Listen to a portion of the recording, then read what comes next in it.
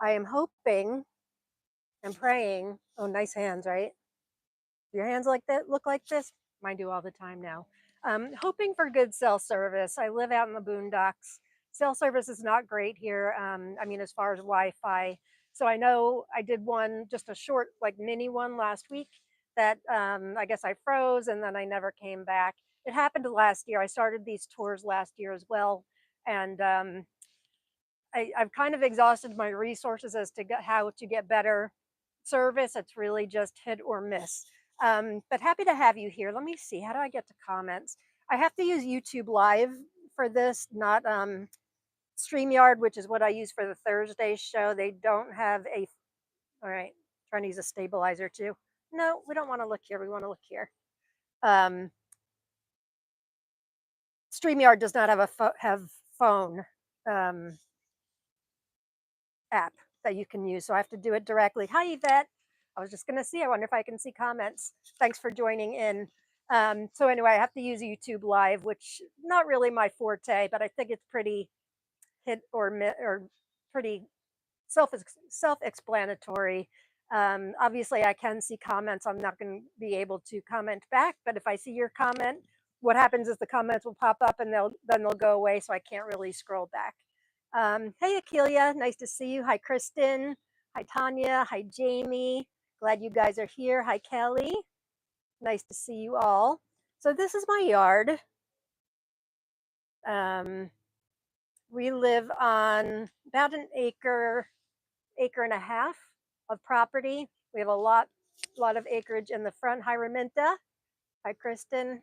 All right, my stabilizer's already annoying me. It's wanting to look at other things. South Dakota Living, hi there. And Amy D, hi there. But I cram tomatoes into every last space I can find. So let me just show you a little bit. And last year, I remember this too. Hi, Drew. Excited to show you my gardens. Not everything's planted yet, but just about. Everything with a permanent spot is planted. Now what I'm doing is I'm finding, like, I have duplicates of some things that are pretty rare and special to me. So I'm putting those into grow bags and throwing them in every last corner I can find. Last year, I do remember the first couple garden tours, I never made it off my deck. This is my deck.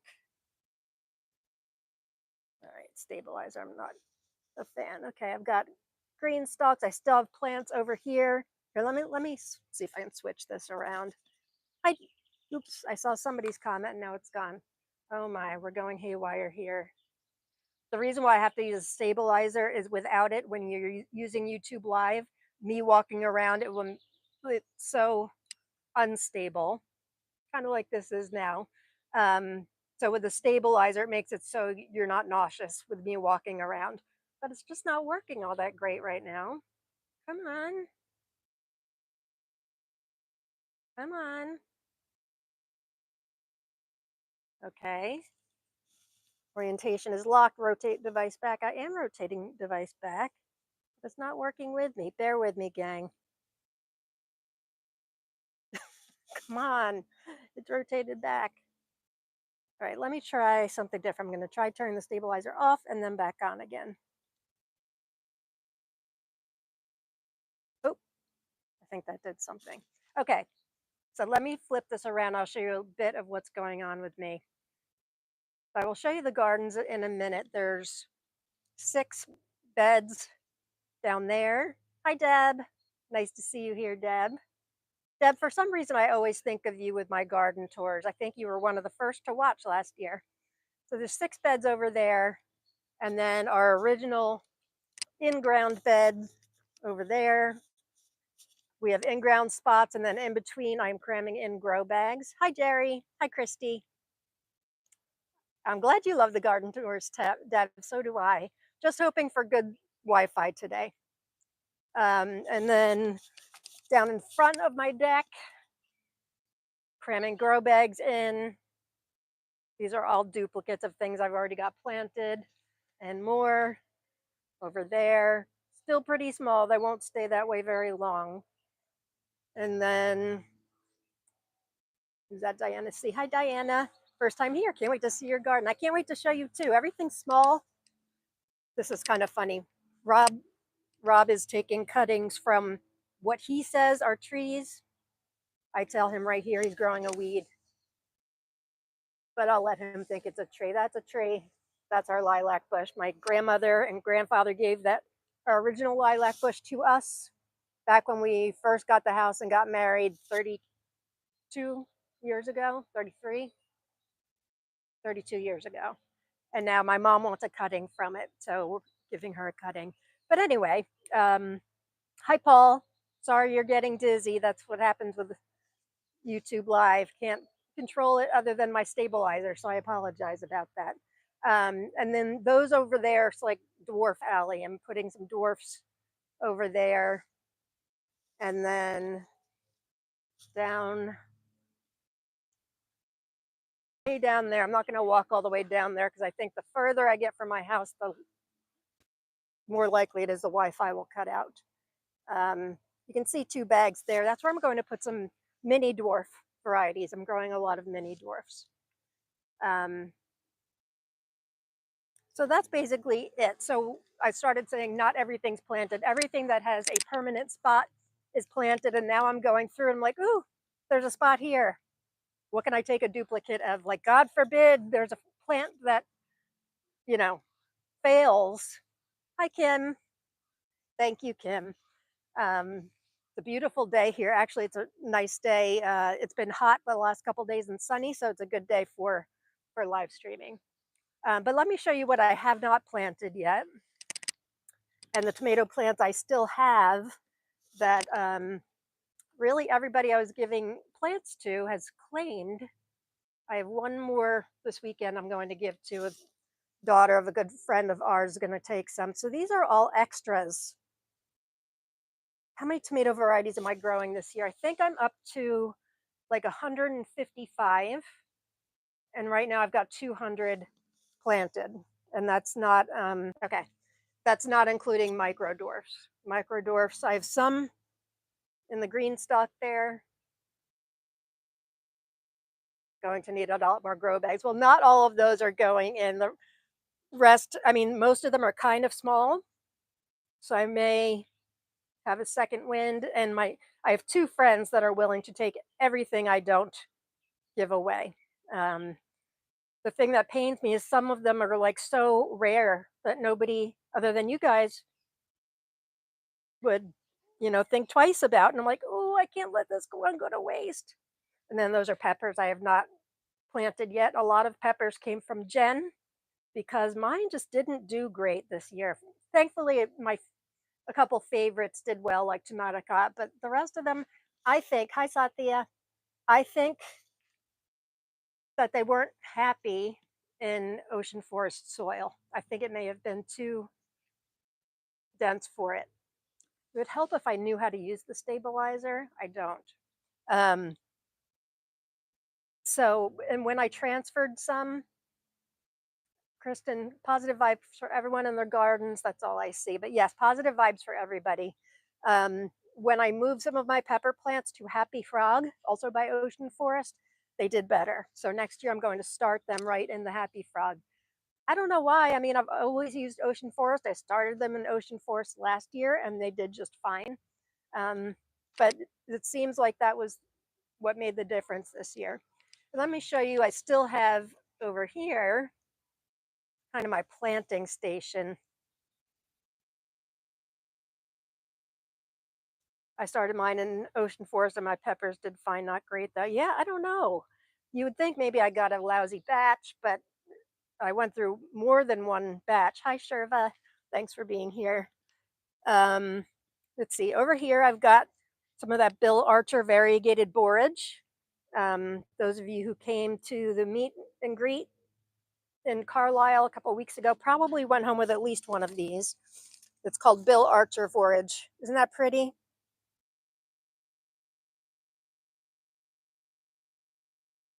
You think that Happy Frog's more affordable? I know it's a little bit bigger, but I haven't found that. I feel like, at least on Amazon, it's not. But it's still a very good soil. They're very similar. It just doesn't stay as moist. What else do I have over here? I've started some more. Where are we here? some more mini and micro dwarfs. I've got some of my own that I'm stabilizing. This first one in the front here is one I call Creamsicle Mini. It's in the F3, stabilizing those. And then this one is one I call Micro Angelo. And then a lot of these are either ones I haven't grown before or ones I want to regrow, so I can take pollen from it and cross. So let me show you my green stock over here with my micros. If I can scale back here. Can I do this? Yes, I can. Okay. How's the internet so far? Everything good? Looks good on my end. This variety I'm super excited for, Ellie from Bunny Hop Seeds. I've mentioned a few times she gave me some seeds for a variety that's not available yet, but she asked me to help her stabilize. It's only called BR549 so far. That's the working name for it. And she says, "Oh, you haven't heard Microangelo yet, Deb?" Thank you. I was proud of that one too. Um, she Ellie from Bunny Hop says this is the sweetest micro dwarf she has bred to date. And those of you who know Ellie at Bunny Hop, she has bred a lot of micro dwarfs. The second row is one that I've bred, working name MM times DPHT. It's actually a micro I bred using, a micro that I like, and dwarf purple heartthrob. So I've already had the F1 series come out, and the generation rather, and they were great. So I can't wait to see what these blossom into in the F2. Um, Red Explosion. This is one I got from a company called Farmsy. I think it's in Germany. That she came out with all kinds of new micros and mini dwarfs. This is one of theirs too, called Zalova. Itsy Bitsy Teeny Whiny, which came from Sabine at BNA Seeds. Little Laupeimer. And then this row here is all another cross of mine, which I'm calling Micro Bricks Fix. That's the sweetest micro that I've had. That was the one that was a Brix. What was that a Brix of? Like 11. Was it 11 or 13? I think it was 11. But it was very, very sweet. So, oh, Mary, that's so funny. My Inspired Garden Life boxing, it just came, and if I had even 5 more minutes I would have transferred, or I would have put the shirts on so I could show it, but I didn't even have 5 minutes. And a couple of the ones I ordered were white, and my hands are very not white right now, so I didn't want to show it, but I'll show mine on Thursday. I ordered some too. Kristen, my micros love my green stalk, and with marigolds makes me happy messing with it at least every other hour because it seems so lush. It is great for micros. The thing you have to be aware of is making sure they're truly micros and not mini dwarfs. And that's what our micro dwarf spreadsheet in the group is good for, to make sure, because a lot of vendors will call things micros when they're really not. They're really more of a mini dwarf. They can get as tall as 24 inches or 60 centimeters tall. So, and they will grow in the green stalk, but shorter varieties obviously do better. And then Black Patio I grew last year. I want to use that for a cross. Children's Sweet Cream. Tokyo by Kids Seed Company. Candy Berry, which I've grown many times, but I need more pollen. Tiny Totem, which I've grown many times and doing growing again for the pollen. Zusa Louise or Sweet Louise, which I've grown now twice and love it, using that for pollen too. So that's the method to my madness here. And then all of these, I shouldn't say all of these, but these deck railing planters, there's not really an inch of space that does not have deck railing planters. And even our little, we have like a little veranda off our master up there that has some lettuce in it. There are some with greens in it, but most of them are going to be for micros, stabilizing. This is the F4 generation of Drop the Micro, another one of mine, and F4 of White Baby, another one of mine. So I use all the space I can get. So that 200 plants I'm growing does not include these micros and minis. So I do realize that I'm a maniac, but you guys are too. So there you go. Um, Down here, these are some varieties I'm giving away. I've talked a bit about these seedling grow bags that I love so much. Once they outgrow either these bootstrap farmer cups or solo cups, once they outgrow those, I transfer them to these. And as you can see, I start with them rolled down, and then I continually add soil up the stem until, you know, they kind of max out there, but the plants do phenomenally well in them. Um, if I think of it, I'll share the link. There's two companies I think that make these seedling grow bags, and then you just rip them right off. Let me see if I can rip with one hand. I do not plant in them. They say you can. Hang on, let me put this down. See if this works. They say you can. They say it's biodegradable. I have not found that to be true. Plus, I don't want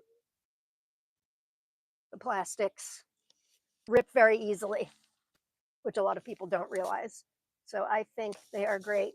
Mary says, I'm up potting my rear micro. Oh, I lost it. Sorry, Mary. And then over here are suckers in propagating the African blue basil that I talk about incessantly. Anybody that came to Carlisle went home with at least one of these too. I've got some big ones and some small ones.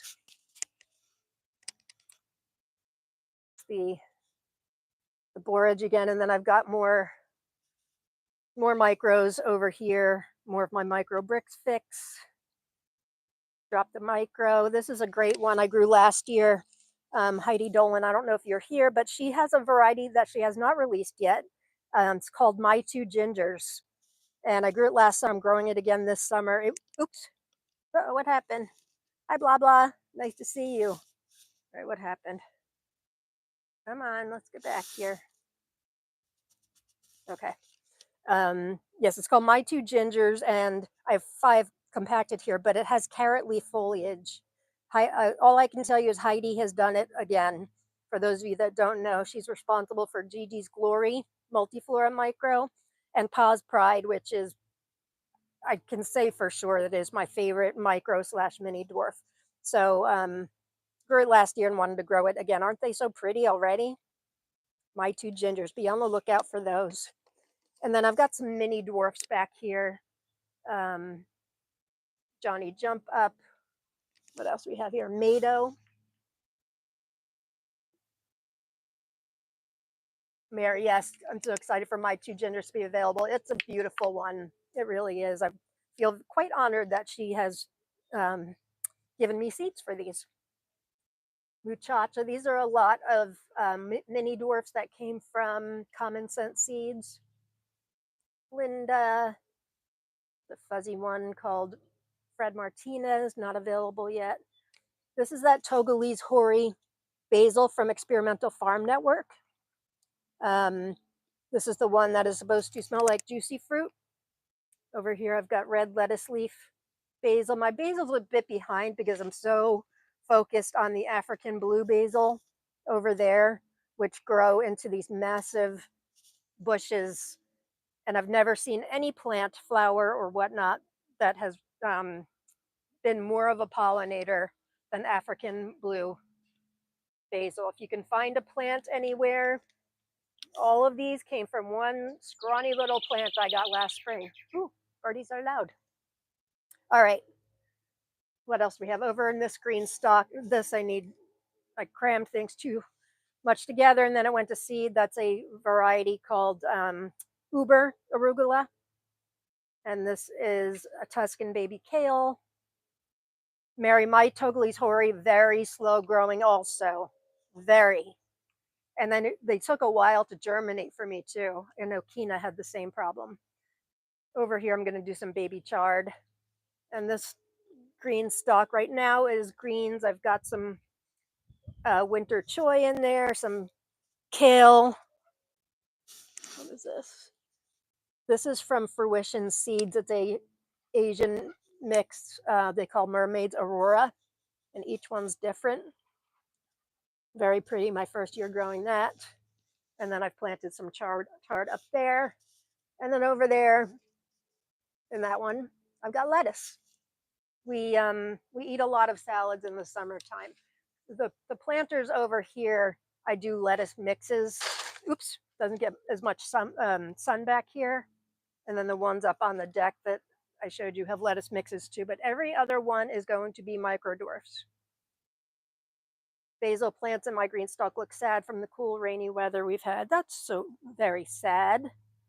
It's been strange, that is for sure. I was grateful we finally had a free weekend, Rob and I, um, and it was a beautiful weekend. So I got to get so much planting done.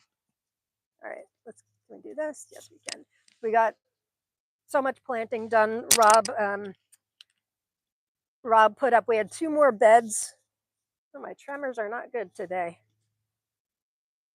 Rats.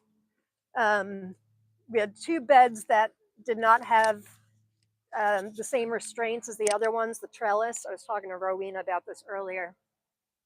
You're already hitting the hundreds. Oof, brutal. Um, so Rob finished up the trellising on two beds. We started with two of these beds 2 years ago.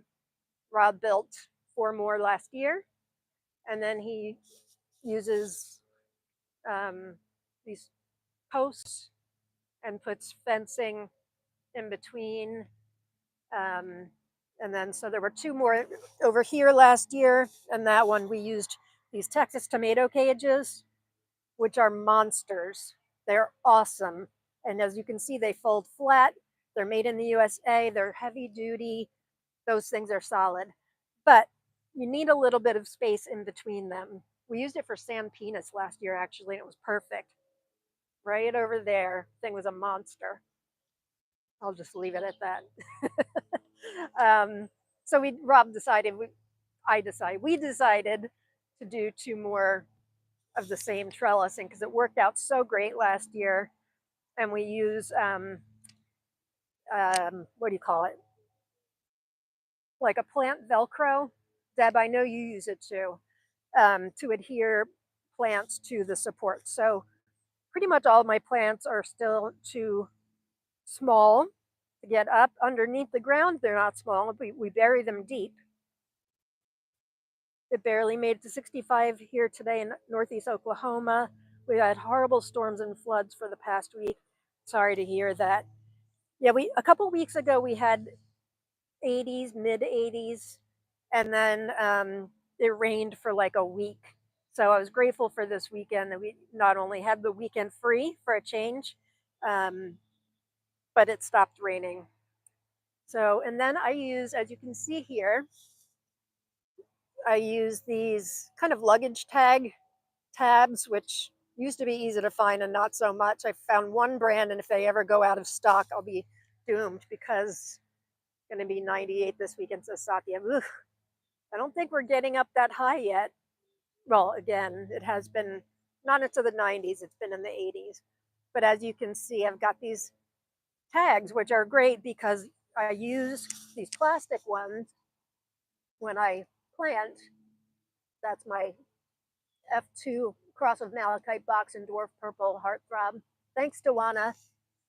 If I can remind myself, I will share a link to that too. I find they're the perfect size for me to be able to write on.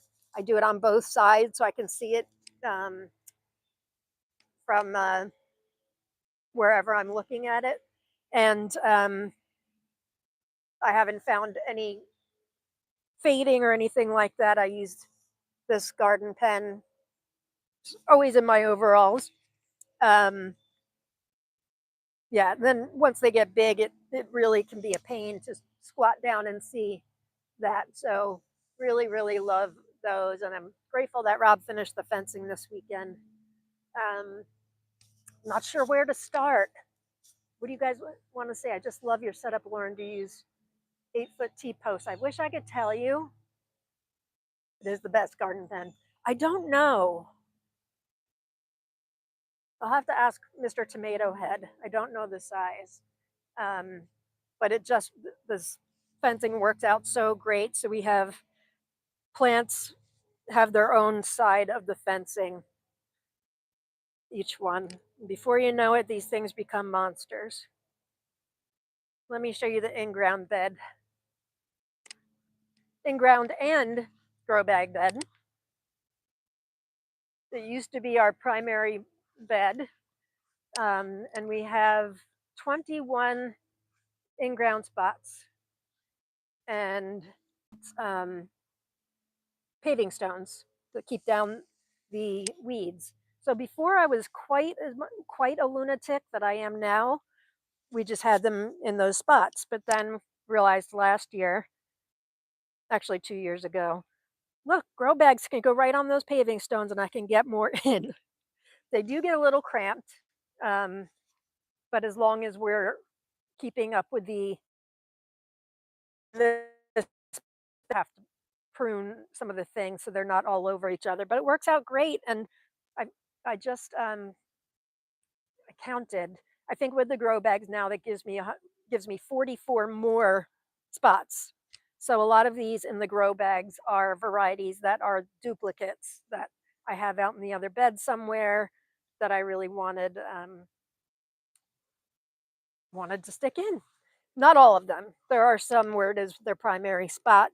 Here, this is one by Sophia Sakova that I'm super excited about. All the colors of the world. I have one in the Sophia bed back behind me, but I had an extra seedling, and I had to give it another spot. Here's another one, Triumph of Sophia. I think this one might be the one I'm most excited about as far as Sophia's. Hard to judge, but that one I'm super excited about. And this is a duplicate too. This makes me feel like a major underachiever. No, perhaps you're a little bit more sane than I am. Which one's on your wish list, Mary? Triumph? Yeah, it had been on mine too. And then Sophia was kind enough to send me all these varieties that aren't available for sale anywhere yet. They will be after this season. And of course, all goes well. Um, I will have seeds and a couple other people. Triumph. Yeah, it looks fantastic, doesn't it? I tend to put, oops, I tend to put cherries in the back row here. Oh, come on. Hang on. Freak out on me. We tend to put cherries back here. Hi, Leslie. Thanks for joining in. I don't know why.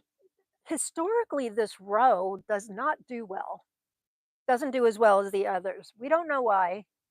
Even in the grow bags, you could argue something going on in the soil. We heavily amend the soil. Um, I don't know if you can see this grow bag here. You can see it's in something looking like a planter, and that's because it is. Rob, several years ago, he had the idea to put planters in the ground with the bottom removed to keep the roots from this big old tree out because they do tend to go in over here. And it really worked, but they still find their way through. So we kind of call this death row, which doesn't sound great. But some things do well back here, and we figured since cherries are prolific, I'd rather have death row happen to our cherries. Don't get me wrong, things do grow in here. That is smart because the cherries go nuts, even in poor locations, at least for me. Yep, absolutely. Um, most of the spots do not have those planters in it, but several do. And uh, um, yeah, it works until it doesn't. So yeah, cherries go back here. Let's show you a couple of these. I feel like last year they're bucking for a bed spot. They're quite happy. They get